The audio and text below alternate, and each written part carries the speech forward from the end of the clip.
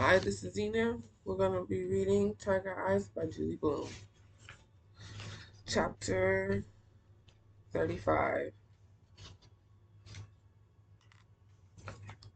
When I get home, I phone Miriam's office and set up an appointment for the next day. Miriam greets me warmly, as if I am a long-lost friend. I sit in the same chair as last time, although there's a sofa and another chair in her office. I'm so glad she's setting up an appointment herself. I'm like really happy for her. I was too young to set up an appointment for myself. All right, so let's see. I read about you in the Monitor, she says. I wanted to see the play, but I was out of town that weekend.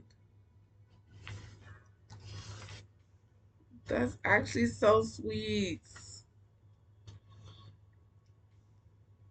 I don't really even read the newspaper like that no more. I should start reading the newspaper. But I just feel the lies of, of our current political climate. All right. It went well, I say. I'm glad she smiles at me. Ooh, it went well, I say. I'm glad. She smiles at me. Last time we were talking about your family, she begins, but I don't wait for her to finish. I lied about my father, I say. I told Jane he died of a heart attack. Miriam arches her back and leans forward. Why do you suppose you did that? I know why. Because it was easier to make up a story than tell the truth. Yes. But since I wrote to a friend and told him that my father was shot and killed, did you feel better after you told him? A little, but I didn't tell him all of it. Do you want to tell me? Sometimes I think I do. That if only I could tell someone, it would help. But other times, I'm afraid. I'm afraid to bring it all up, bring it all back. Maybe you have to bring it all back in order to be done with it. I feel myself tensing and shift in my chair, unable to find a comfortable position. Maybe I should tell somebody all of it. My dad wasn't murdered or nothing like her dad, but oh, will they block? I don't know. They doing a lot of weird stuff. Well, let's hope they don't. Your mother was out with Jason on the night that your father was killed, Miriam says, prompting me. Yes. Where were you? I was in the backyard with my boyfriend, Hugh. We were making out when we heard the gunshots. I thought they were firecrackers. And then, Miriam says, we ran to the store. I remember the sound of my screams when I saw my father on the floor. He was still alive. He said, help me, Davy. And I said, I will, Daddy. God damn. God damn. Ah! I held him in my arms while he phoned for help. My voice was growing smaller and smaller. Maybe I shouldn't have come back here. Can you go home, Davy? Miriam asked gently. We'll stop if it becomes too difficult. I feel as if the real me is very far away, not in this room at all. When I speak, my voice is barely a whisper. I don't know how long it took before the police and the ambulance got there. I heard the sirens from a long way off, and then the flashing lights made a pattern on the walls and the ceiling of the store. But then my father was unconscious. I didn't want to let go of him. The police had to pry me loose. They let me ride to the hospital in the ambulance with him. But when we got there, Daddy was already dead. Jesus, she's going. That's probably why she's just blaming herself because she was kissing,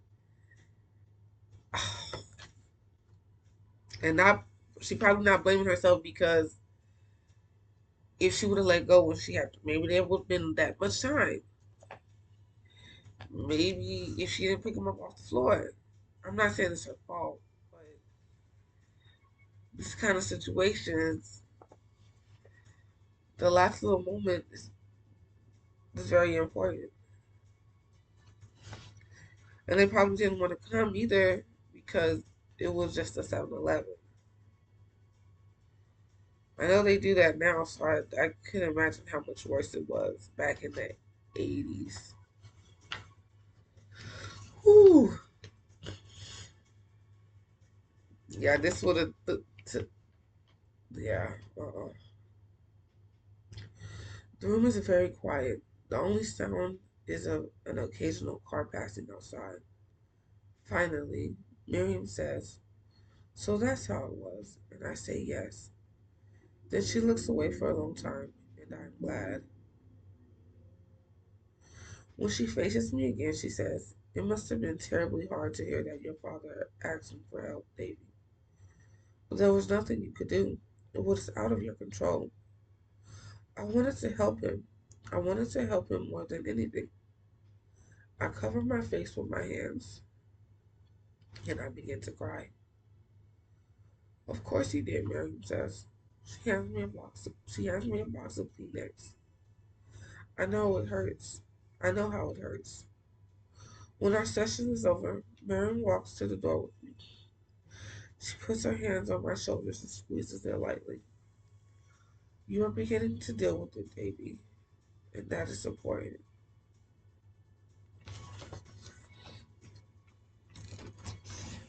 I'm not gonna cry.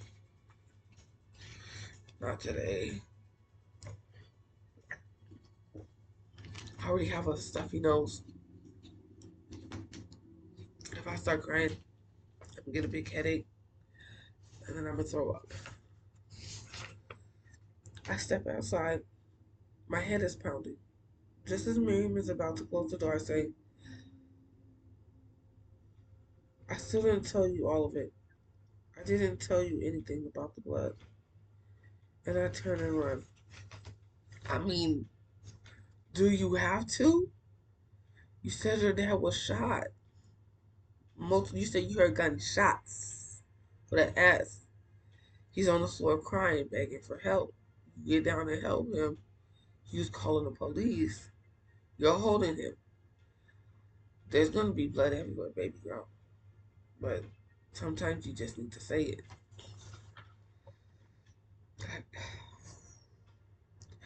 I run all the way home and go straight upstairs to my room. I open the door to my closet. I look up to the corner and top on the top shelf. Then I quickly close the door again. I can't do it. I sit down on the edge of my bed. My heart is beating faster and faster, and I am sweating. I have to, I told myself. I have to do it. I stand up, go back to the closet, flinging the door open this time before I have a chance to think about it. I reach up and take the brown paper bag off the shelf. I grab the bed knife from the trunk, shove it into the bag, and run downstairs. I ride Bitsy's bicycle as fast as I can to the canyon. I have trouble climbing down. I trip and slide several times. When I finally reach the bottom, I walk directly to the cave. The crate that Wolf showed me. I open the brown paper bag and pull out the clothes that are inside. My jeans and my halter top. It don't say halter top. It just says halter. My jeans and my halter. The clothes I was wearing that night. They are covered with blood, and they smell terrible, but I don't care. It is my father's blood, I think. My father's blood. I told him I hold him close for a moment, remembering. There was blood everywhere that night. Everywhere. It was splattered on the loaves of bread that were stacked up under the cash register.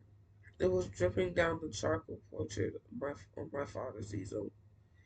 It was forming a puddle on the floor next to my father's body. It had soaked through his clothes, and when I held him in my arms, it soaked mine too.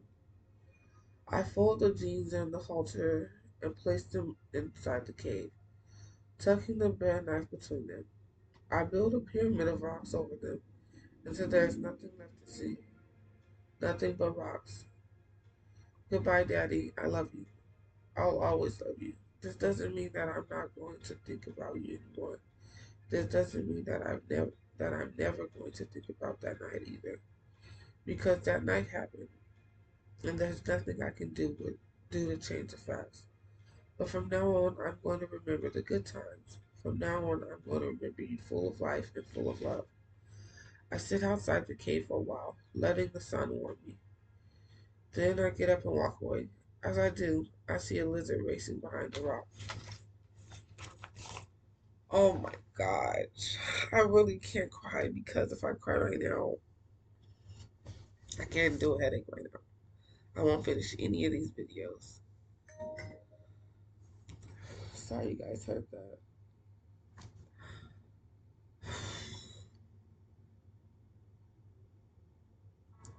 What if somebody come down there and find those bloody clothes with the bread knife? And they look like the bloody clothes of a teenage child, a teenage girl. Well, and her fingerprints is all over the knife. Well, thanks for watching. Like, comment, and subscribe.